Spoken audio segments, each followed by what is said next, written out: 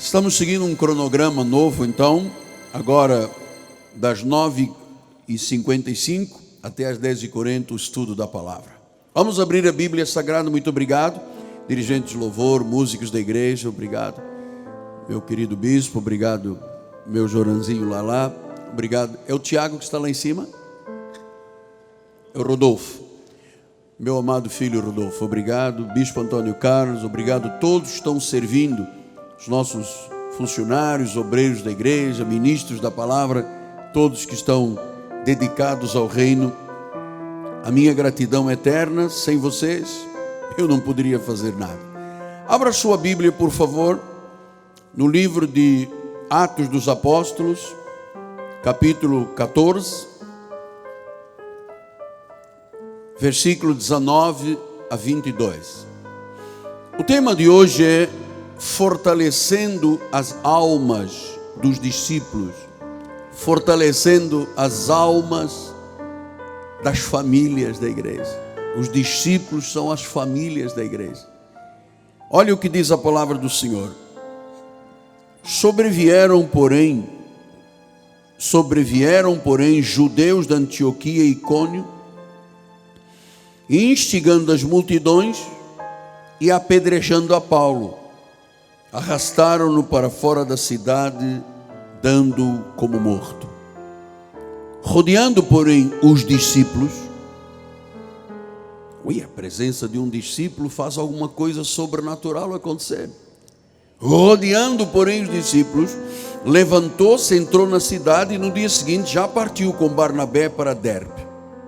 E tendo anunciado o evangelho naquela cidade, feito muitos discípulos, voltaram para Listra, Icônio e Antioquia, fortalecendo as almas dos discípulos e exortando-os a permanecer firmes na fé, mostrando que, através de muitas tribulações, nos importa entrar no reino de Deus. Que esta palavra abençoe nossos corações e nos fortaleça, a cada um de nós de per si e a cada família aqui representada. Vamos orar ao Senhor. Senhor Jesus Cristo, eu posso sentir em meu espírito que há um sinal do teu favor que será visto por todos, inclusive pelos nossos inimigos. Eles verão a glória de Deus na nossa vida. Agora, Deus, precisamos que tu nos fales. Esta reunião também depende desta palavra. Sejas tu, Senhor, a usar os meus lábios, as minhas cordas vocais, para dar expressão à palavra que é espírito e é vida. A minha oração em nome de Jesus Cristo, e todo o povo de Deus diga amém, amém e amém. Gratidão. Meus amados irmãos, minha família, santos preciosos, povo escolhido, noiva de Cristo, meus filhinhos na fé, aqueles que são selo do meu apostolado, são cartas escritas pelo Deus vivente. Meus amados irmãos, nesta passagem que o apóstolo acaba de ler e os senhores acompanharam mentalmente, havia uma perseguição numa cidade chamada Listra. Estavam perseguindo a Paulo para tentar esmagar a proclamação da graça de Deus, para tentar impedir que a graça de Deus fosse pregada. Então os da lei estavam apedrejando, estavam atacando, estavam denegrindo a pessoa de Paulo para que a palavra não fosse adiante. Na realidade, o judaísmo sentia-se ameaçado ao seu prestígio. Esta é que é a realidade. Isto se passou aqui no Brasil, quando o Espírito Santo, desde 1986, especialmente a partir de 90, quando Deus começou a revelar com intensidade a graça de Deus, a predestinação, a eleição, a soberania, ministério angelical, todo o judaísmo do nosso país se sentiu no seu prestígio, se sentiu ameaçado. Diziam, como pode? Quem é este homem? Estamos aqui há mais de 100 anos, somos as igrejas tradicionais, somos os religiosos, e agora ele vem dizer que é por predestinação, agora ele vem dizer que a salvação é segura, é para sempre, agora ele vem dizer que o nome está escrito no livro da vida, ora essa, e começaram a apedrejar. Não foi com pedras, foi com palavras e até com tiros e balas, mas a verdade é que quando a lei se sente no seu prestígio ameaçada, ela tem reações negativas, porque a ira da lei é muito grande. A lei desperta a ira. Então veja o que diz a palavra do Senhor, que apedrejaram Paulo, arrastaram-no para fora da cidade e deram-no como morto. Então ele devia de estar todo traumatizado.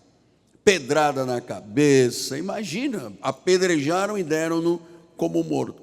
Então dizem, atenção, dizem os historiadores, que foi nesta ocasião que Paulo foi dado como morto, que ele foi arrebatado e levado ao terceiro céu. E lá ele recebeu a mais profunda revelação de todas, quando ele esteve junto ao trono e que depois trouxe a revelação das 14 epístolas. Dizem os historiadores que foi neste momento. Mas veja o que diz a palavra. Foi dado como morto. Versículo 20. Quando os discípulos o rodearam, no dia seguinte, diz o versículo número 20, no dia seguinte, os discípulos rodearam, ele se levantou e já no dia seguinte partiu para Derbe para continuar o seu ministério. Então, algo miraculoso aconteceu, algo de providência, algo de triunfo sobre a morte, por causa da interferência dos discípulos. Então ele disse que foi dado como morto. Olha, amados, eu quero dizer uma coisa, nós na tradição evangélica, nós não temos medo da morte. E a maioria das pessoas evangélicas não tem medo da morte. Mas muitos evangélicos chegam ao fim da vida sem nunca terem vivido uma vida de plenitude. Sem nunca terem experienciado as profundezas do coração de Deus. E claro que muitos se arrependem, não é pelo que fizeram, mas pelo que deixaram de fazer. Nunca correram riscos da fé, nunca sonharam, nunca buscaram, nunca tiveram uma consagração intensa. Isso não é vida espiritual. Amado, isto não é vida espiritual. Se você tem sonho, mas não busca a realização do sonho, está lhe faltando alguma coisa. Acorda, amado. Família bendita, acorda. Você existe, não é só para trabalhar, pagar contas e morrer. Você tem dons de Deus, você tem talentos de Deus. Não finja que você está vivendo, você tem que viver mesmo. Você tem que viver, você tem que ter coragem, porque este homem foi apedrejado, deram-no como morto. Quando as famílias o cercaram, quando os discípulos começaram a orar por ele, ele se levantou e no dia seguinte, apesar de todos os traumatismos, ele voltou para pregar. Amado, tenha coragem, família, pai, mãe, filhos, nós somos famílias, tenhamos coragem, agarre os sonhos que Deus te deu, agarre com unhas e dentes, porque Paulo tinha um sonho que era ir pregar a Derbe, os judeus tacaram pedra, traumatizaram, quebraram, mas ele tinha um sonho, e ele se levantou da morte, amado, isto é muito importante. Há crentes que estão aí 10, 20, 30, 40 anos no sonho da morte, na incapacitação, nunca tiveram uma atitude de fé, nunca se envolveram com a igreja. Sabe, eu vou lhe dizer uma coisa, amado, não deixe escapar o que Deus está fazendo esta manhã. Ele está agindo esta manhã. Ele está agindo nas tuas finanças, Ele está agindo na tua família, na tua saúde, Ele está agindo nas tuas emoções. Tenha coragem, não deixe escapar. Você foi feito para viver os sonhos de Deus. Deus já colocou dentro do teu coração. Não use desculpas esfarrapadas dizendo: mas eu não tenho cultura, é porque eu sou negro, porque eu sou nordestino, porque a minha mãe, porque o meu pai. Isso é desculpa esfarrapada. Você é um servo de Deus. E não é do Deusinho da Igreja Católica, não é de Nossa Senhora da Conceição, nem de Maria, nem de padroeira. Você é um servo do Deus vivo. Aquele que é Rei de reis, Senhor de senhores, único e soberano. Para que isso tudo, se eu não vir Deus agir por falta da manifestação da fé? Amado, hoje nós temos que decolar, porque Paulo, dado como porto, no dia seguinte se levantou e foi pregar. Tenha coragem. Você tem que decolar, você tem que voar, você tem asas como águia, amado. Você foi feito para viver os sonhos que Deus já colocou na tua vida. Não deixa dúvida, não deixa o desencorajamento. Dúvidas matam sonhos. Dúvidas matam sonhos. Qual é o seu sonho de vida? Paulo queria ir pregar em Derbe. Qual é o seu sonho de vida? Hoje isto aqui, como diz o motivador, tem que dar faísca no teu coração, amado. Pastor, mas eu caí. Levanta-te. Pastor, mas eu não consegui atingir. Eu não me superei. Vamos em frente.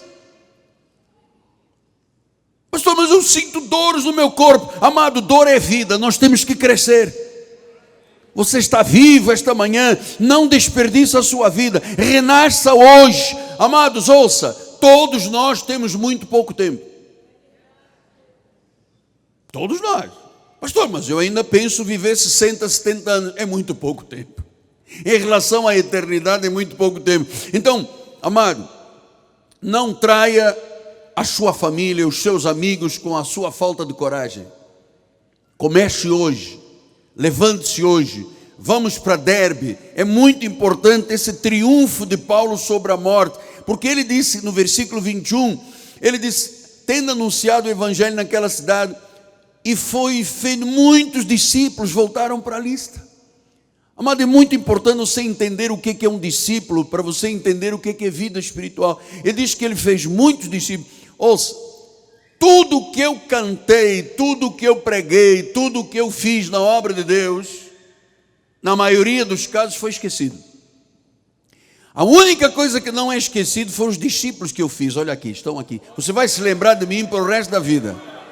Mas você não vai se lembrar do que eu preguei o mês passado, há 2 meses, 3 meses. Quantos louvores eu cantei. Você não vai se lembrar de nada. Mas você vai se lembrar que eu fiz de você um discípulo. Você é um discípulo do Senhor. Então diz a palavra de Deus no versículo 22, fortalecendo a alma dos discípulos, exortando-os a permanecer firmes na fé, mostrando que através de tribulações o que importa é entrar no reino. Então, aqui está o verdadeiro sinônimo do cristianismo: discípulos. Olha, mas nós temos aqui irmãos que me acompanham há 38 anos. Se você perguntar o que o apóstolo pregou há 3 meses atrás ou há 38 anos atrás, praticamente ninguém se lembra. Você se lembra dos hinos que eu cantei aqui há 2 semanas? Não. Você se lembra das exortações que eu fiz aqui? Você talvez nem se lembre, mas você vai se lembrar o resto da vida da obra que Deus fez através da minha vida e te tornou um discípulo.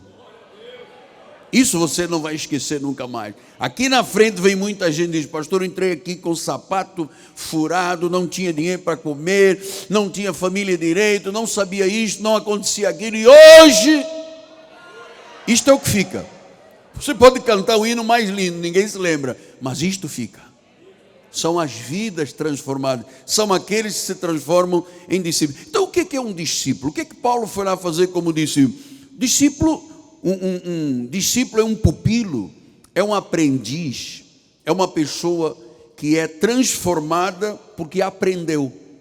Veja como é que disse Isaías 8,16: resguarda o testemunho, sela a lei no coração dos meus discípulos. Isaías 54,13: todos os teus filhos serão ensinados, e esta será a grande paz dos teus filhos, ensinados. Isto é discípulo. Mateus 28,19a diz: ide, portanto, e fazei discípulos. Atos 6,7 diz: crescia a palavra em Jerusalém e se multiplicava o número de discípulos. Então, o que é um discípulo? Um discípulo é um pupilo, é um aprendiz. Nós estamos aqui esta manhã, famílias, individualmente, cada um sendo um discípulo, um pupilo, para aprender aquilo que se lhe é ensinado. Esta palavra do grego é muito interessante, que é matetes. Este é do grego koiné, do grego original koiné. O que é um discípulo? Matetes. Matetes é alguém que está submetido aos ensinamentos, está num processo de aprendizado, ele está disposto a aprender e a viver a palavra. É isto que eu quero para cada um de vocês. Eu quero que cada um de vocês se torne um discípulo, uma pessoa submetida ao ensinamento, uma pessoa que está num processo de aprendizado, uma pessoa que está disposta. Como é que Paulo aprendeu a ser discípulo? Aos pés de Gamaliel. Um discípulo é um seguidor, um discípulo é um imitador, um discípulo é uma pessoa que imita um padrão, que segue um padrão. Paulo diz: sede meus imitadores como eu sou de Cristo. Seguia um padrão, o padrão de Cristo. Então, olha o que disse em João 8,31. Disse Jesus aos judeus que haviam crido nele: se vós permanecerdes a minha palavra, sois verdadeiramente meus discípulos. Então, eu quero que as famílias desta igreja se tornem discípulos. Porque se você não pertence, não cria raiz, você não é discípulo. Você é um participante, você vem ao culto, mas isto é muito pouco. É muito pouco. Então você é verdadeiramente meu discípulo se você segue a palavra. Mateus 11:29, ele diz isso: tomai sobre vós o meu jugo, aprendei de mim, que eu sou manso, eu sou humilde de coração. Aprender de Jesus. Quem é que aprende de Jesus? O discípulo. Eu quero que cada um dos senhores, chefe de família, seja um discípulo. Senhora, mãe, vó, esposa, companheira, amiga, seja uma discípula de Cristo, uma pupila, uma pessoa que está aprendendo para viver, aprender para praticar, aprender para usar a fé. É isto que você está aqui na igreja. Então, um discípulo é ensinado na base da doutrina. Todos nós aqui temos que ter uma história de fé na nossa vida. Isso se chama o que? As nossas raízes. As nossas raízes. Fé evangélica. A fé evangélica tem sido desafiada, amado. A igreja de Jesus vem sendo perseguida. A igreja vem sendo perseguida. O governo proclama leis que contradizem as leis de Deus. Estamos vivendo os últimos dias, os tempos difíceis. Nós temos hoje 30 milhões de evangélicos no Brasil, mas quem é discípulo de verdade? Quem é que é pupilo de verdade? Quem é que se submete aos ensinamentos de verdade? Quem é a pessoa que tem visão? Então, discípulo é aquele que teve uma vida completamente transformada. Tito 3 diz isso: quando, porém, se manifestou a benignidade de Deus, nosso Salvador, e o seu amor para com todos, não por obras de justiça praticadas por nós, mas segundo a sua misericórdia, ele nos salvou mediante o lavar regenerador e renovador. Então, este lavar não é a água do batistério, é a palavra. Lavar regenerador e renovador. Quer dizer que nós fomos transformados em novas criaturas. Este é o discípulo. O discípulo não se corrompe. Diz em Filipenses 2,15: para que vos torneis irrepreensíveis, sinceros, filhos de Deus inculpáveis, no meio de uma geração pervertida e corrupta. Olha, Paulo disse isso há 2000 anos. Diz que naquele tempo havia uma geração corrompida, corrupta, uma geração má, uma geração pervertida. E ele disse que no meio desta geração pervertida nós tínhamos que resplandecer como luzeiros. Este é o discípulo. Então, é aquele que se tornou um vaso de honra. Diz em 2 Timóteo 2, assim, pois, se alguém a si mesmo se purificar destes erros, será utensílio para a honra, santificado, útil ao seu possuidor, estando preparado para toda boa obra. Diz que é um vaso de honra. É o discípulo, é aquele que maneja bem a palavra. 2 Timóteo, procura apresentar-te a Deus aprovado como obreiro que não tem que se envergonhar, que maneja bem a palavra da verdade. Este é o discípulo, é o pupilo, é o matetes. Ele sabe viver na igreja. 1 Timóteo 4,15, medita nestas coisas, nelas se dizendo, para que o teu progresso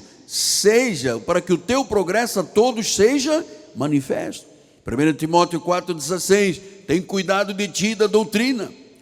Romanos 1,16 e 17, não me envergonho do evangelho, o justo vive por fé. Estou lhe mostrando o que é um matetes, o que é um discípulo, o que é um cristão. E você já percebeu que não tem nada a ver com o veneno da religião. As famílias deste ministério têm que se tornar famílias discípulas, disciplinadas, ensinadas, pratiquem a palavra, vivam a palavra, porque ser evangélico é ser um discípulo, é ser sal, é ser luz, é ser referência nesta sociedade má. Então, eu entendo que o importante não é ser crente apenas, é ser discípulo. Olha só, Tiago 1,22 diz, tornai-vos, pois, praticantes da palavra e não somente ouvintes. Se você não se torna praticante da palavra, se for só ouvinte, você não é discípulo, não é matetes, não é pupilo, não é ensinado, você está se enganando a si mesmo. Você está se enganando a si mesmo. Então, ser discípulo é lutar pela fé evangélica, é defender o reino, é cumprir a missão que Deus deu nesta terra. Ser discípulo é ser um cristão na verdadeira acessão da palavra. Olha o que disse Tiago 2,19. Crês tu que Deus é um só? Fazes muito bem. Até os demônios creem e tremem. Não é só ser crente. Eu sou crente. Tem que pertencer. Tem que ter raízes. Porque, amado, crer só na palavra, o diabo também crê. Ele acredita, ele sabe muito bem o que a palavra de Deus diz e o poder da palavra. Então diz que os demônios creem e tremem. Não é só ser crente, tem que ser discípulo. E você sabe, o discípulo morre para si mesmo. Em Gálatas 2,20 diz, logo já não sou eu quem vive. Já não sou eu. O meu eu quer que eu vá à praia, quer que eu vá à farra, quer que eu vá dançar não sei onde, para o carnaval. Ele diz, já não sou eu. Diga, já não sou eu. Agora é o discípulo de Jesus. Já não sou eu, agora é o discípulo. Olha, Filipenses 2,5 diz, tende em vós o mesmo sentimento que houve em Cristo Jesus. O mesmo sentimento. João 15,7 disse, se permanecerdes em mim, as minhas palavras permanecerem em vós, pedireis o que quiserdes e vos será feito. Este é o discípulo. O discípulo é submisso a Cristo totalmente. O discípulo é submisso aos seus líderes espirituais. O discípulo ama o próximo como ama a Jesus. O discípulo ora incessantemente e diariamente. Então, meu amado, há um sistema religioso cheio de regras religiosas. Isto é veneno. Isto é veneno. Eu ontem estava no salão e a moça estava lavando a minha cabeça e disse, o senhor é pastor, não é? Eu sou sim, para a glória de Deus. Ela falou assim, e como é que é a sua igreja? A sua igreja é igual a todas as igrejas? Eu disse, não, nossa igreja é diferente de todas as igrejas. Mas por quê? Porque a nossa igreja primeiro reconhece um Deus único e soberano. Nós não temos 3 deuses, temos um só. Ela disse, mas existe só um? E o Deus Pai, o Deus Filho e o Deus Espírito Santo? Eu falei, minha amada, a senhora conhece o que é a manifestação triúnica de Deus? Não sabia. Nós, na nossa igreja, somos diferentes, que cremos na predestinação. Ela disse, o que é? Eu expliquei o que era, ela não sabia. Queremos na soberania, no déspota. Ela disse, o que é? Eu não sei. Eu expliquei. Então, eu fiquei ali 20 minutos no salão, mostrando a esta senhora que ela tinha muito bom zelo pela obra de Deus, mas não tinha conhecimento. E é assim que a igreja de Jesus vive, cheia de regras religiosas. Ela informa, mas não transforma. Prega, mas não lapida o caráter. São regras, mas sem valores do reino. Eu nasci nesse sistema legalista. Eu nasci nesse sistema legalista, lá em Lisboa, em Portugal, nas Assembleias de Deus. Havia um culto à terça-feira. O pastor, era o dia de ceia uma vez por semana, terça-feira à tarde às 3 horas. Amados, era um verdadeiro tribunal inquisitivo.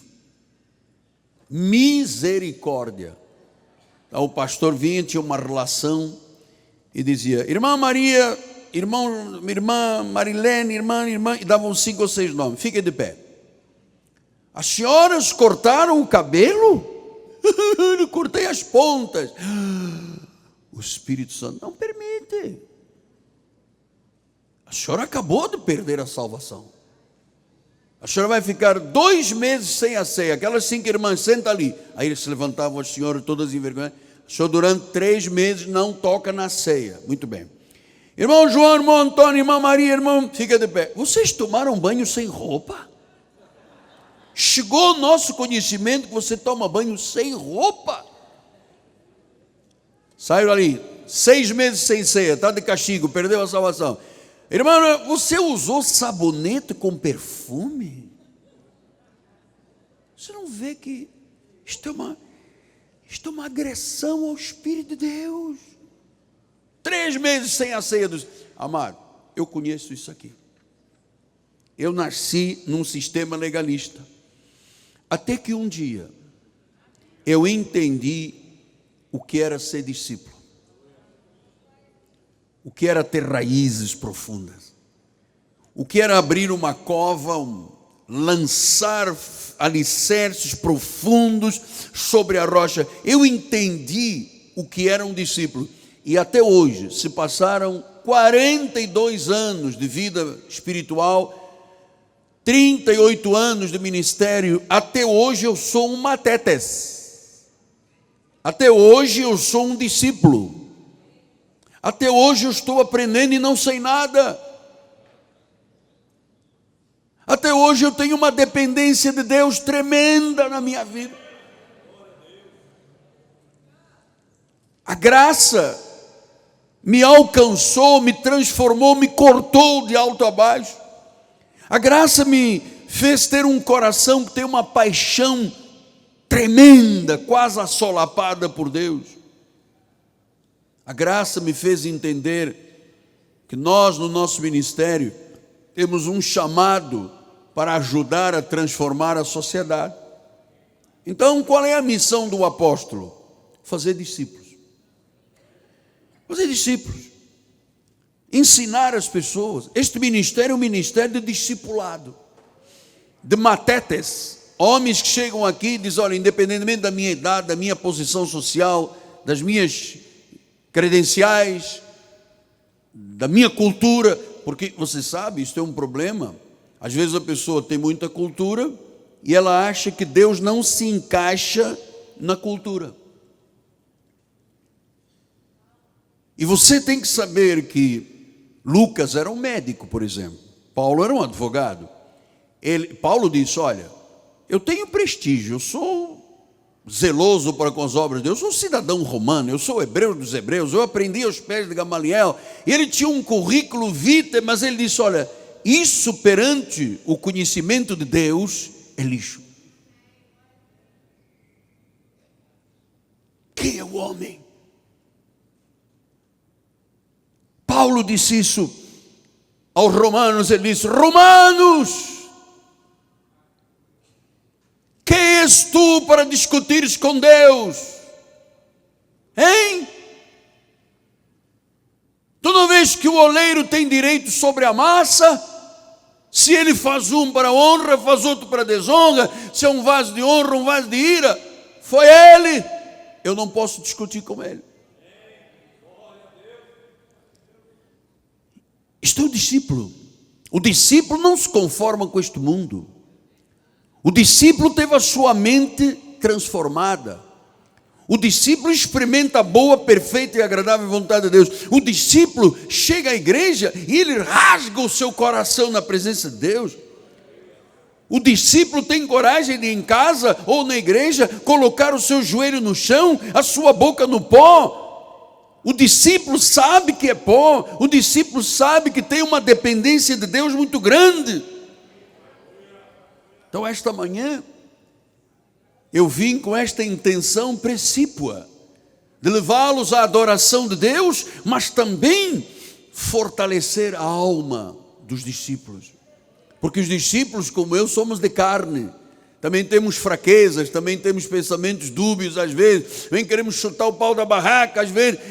Precisamos então de fortalecer a alma, as emoções, os sentimentos, porque você vive 24 horas por dia num mundo de guerra, de problema. Ligou a televisão, é morto, é marido que mata a esposa e os filhos, marido que corta. Mas nós estamos vivendo numa sociedade corrupta e perversa. Esta sociedade está a precisar de valores que nós temos aqui dentro. O valor do discipulado. Mas os discípulos têm que ter, quando eu digo os discípulos, estou falando das famílias, têm que ter as almas fortalecidas, têm que estar firmes na fé, almas fortes, porque se a sua alma não é forte, você é enrolado pelo mundo, você começa a dar desculpas esfarrapadas. Eu não vou à igreja porque está frio, eu não vou à igreja porque passa na praça seca. Como se praça seca fosse o quê? Campo de guerra? Faixa de Gaza? Porque eu não venho à igreja porque eu moro a 100 quilômetros, eu moro em Maricá. Qual é o problema? Maricá, venha para cá. Maricá é terra boa. O prefeito disse que não, mas é terra boa. A alma fortalecida e firme na fé. Passamos por tribulações, mas eu não digo, eu estou muito, meu coração hoje me diz para não ir à igreja, Deus me diz para não ir à igreja. Esse não foi o Deus da Bíblia. Porque eu vou me embora da igreja, porque o apóstolo, um dia tinha um bispo ali na frente, e ele elogiou o bispo, disse: bispo, bom trabalho que você faz, nós amamos o irmão. Então o senhor a mim nunca me disse isso, eu vou me embora da igreja. Este não é um discípulo. O discípulo tem raízes. Ele é um matetes, é um pupilo, é uma pessoa que se dispõe. Eu cheguei à igreja para aprender, e vou aprender o resto da vida. Eu vou aprender o resto da vida. Você sabe por quê, amado? Todos os dias eu aprendo. Eu não faço uma mensagem sem ouvir 3, 4 colegas pregadores. Eu tenho tido uma ligação espiritual tão forte com o Dr. Roberto, com o juiz, um homem que eu não conhecia a unção de Deus na vida dele, amado. Fui ver lá em Belém do Pará. Temos trocado figurinhas, como se costuma dizer. Tocado e abençoado o coração um do outro. Então, isto fortalece a alma. Esta manhã, nós precisamos de ter discípulos fortalecidos. Porque quando Paulo estava lá apedrejado, dado como morto, quem é que ficou à volta deles? Os discípulos. Eles sabiam, tinham sido ensinados, e eles começaram: em nome de Jesus, sai morte, em nome de Jesus, sai doença, sai, sabe? E aqueles galos todos, aqueles traumatismos todos, desapareceram. Foi dado como morto. Para a sociedade, Paulo só estava esperando o rabecão do IML para levar para botar algodão. E Deus disse: não, eu sou o Deus dos impossíveis. Você sabe por que Deus o restaurou? Porque ele tinha uma missão. E tinha que ir a Derbe, tinha que ir lá, e tinha que pregar Amado, cada um de nós tem esta missão. Mas esta missão tem que ser uma missão de um discípulo. Então eu queria terminar lhe dizendo, você precisa ter a alma fortalecida. Por que nós fazemos estes encontros aqui uma vez por mês? Para fortalecer a alma. É aquele momento mais íntimo. E nós vamos ter dinâmicas, depois vamos ter almoço e vamos fazer isto o resto do ano. Por quê? Porque você precisa de estar apertado conosco.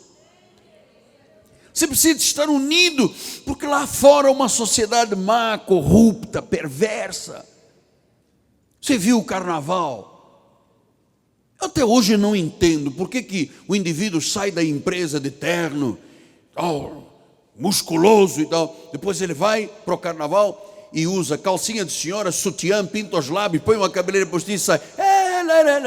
E o indivíduo é chefe, diretor, mandão, bate murro na mesa, de tarde ele põe um sutiãzinho, um sapato alto e vai, aleluia, aleluia. Pinta os lábios, põe pestanas e cabelos postiços, e ele sai, se depila todo, e sai por aleluia. Amado, eu não entendo porque a necessidade do homem se vestir de mulher. A Bíblia diz em Levíticos, o homem não pode se vestir de mulher, nem a mulher de homem. Aqueles machões que você vê todos musculados, grandes, o monk gigante de manhã, acabou no dia de carnaval, tira o ternaço, põe aquele sapato Lobotan, como é que é o Lobotan? Lebotan, que tem a parte de trás vermelha, a parte de baixo vermelha, aquele salto 18, ele cresce, e ele empina, e depois na quarta-feira ele volta para a empresa assim, aqui quem manda sou eu, hein? Ô bispo, olha só, o bispo é maldoso, olha o que ele fez lá, o bispo é maldoso, olha o que ele fez lá. Amado, isso eu tinha 18 anos, eu me converti, pô. Mas por que homem no carnaval se veste de mulher? Qual é o segredo? O que está lá dentro naquele coraçãozinho? Pinta lá, põe umas pestanas cor-de-rosas grandes, fica. Palhaçada. Mas a sociedade diz que é bonito. Ele assume, ele sai do armário, ele se encontra, depois na quarta-feira volta e eu é que mando aqui. Bota tudo para dentro do armário. Então, nós precisamos de fortalecer a alma dos discípulos. Eu quero homens fortes aqui na igreja. Fortes não é forte do muque, é forte do caráter, forte na fé, forte nas suas decisões. Acaba por não dar nunca mais desculpas farrapada, ter medo da vida. Nós precisamos aqui de discípulos que olhem um Paulo dado como morto e digam, nós estamos vendo vida. É isso, fortalecer a alma. É isso que nós viemos fazer hoje aqui, fortalecer as almas dos discípulos, das famílias da igreja. É isso que nós estamos fazendo. É isso, olha, e o sinal do favor de Deus está na tua vida. Alguns irmãos não levantaram a mão, não acreditaram em nada. O sinal do favor de Deus está na tua vida. Levanta a mão e diga, eu recebo. Diga, o sinal de Deus, o sinal do favor de Deus está na minha vida e na minha família, e todos vão ver. Liga o irmão do lado, liga com o irmão do lado e diz, está ligado, está ligado, está ligado, está ligado. Segura a mão do irmão aí, segura a mão do Coimbra e diz, está ligado, amado. Está ligado. Fortalecendo a alma dos discípulos. Segura um pouco a mão de quem está do seu lado. Bispo, dá a mão aqui. Faça uma breve oração. Senhor Jesus, eu recebi forças celestiais. Deus está agindo na minha vida. E eu agora passo isto também para o meu companheiro, esse discípulo de Jesus Cristo. Fortaleça a alma dele e torno em cada decisão da sua vida mais do que vencedor, para que todos vejam o sinal do teu favor, em nome de Jesus. Aleluia, em nome de Jesus, em nome de Jesus, em nome de Jesus. Senhor, eu creio que tu nos mostraste o sinal do teu favor. Eu creio que todos vão ver isso na minha vida. Eu creio. Faça a sua oração, você tem que crer. A fé é sua, não é a minha, a fé é sua. Diga, eu creio no sinal de Deus, do favor de Deus. O favor de Deus está sobre a minha cabeça. Senhor, mostra este sinal, mostra o sinal do teu favor. Pai, tu não falhas, tu és o autor de toda boa dádiva, de todo dom perfeito. Ó Deus, nós temos uma grande viagem, nós temos um chamado de Deus para pregar o evangelho a toda criatura, começando dentro da nossa casa. Deus, opera milagres e sinais.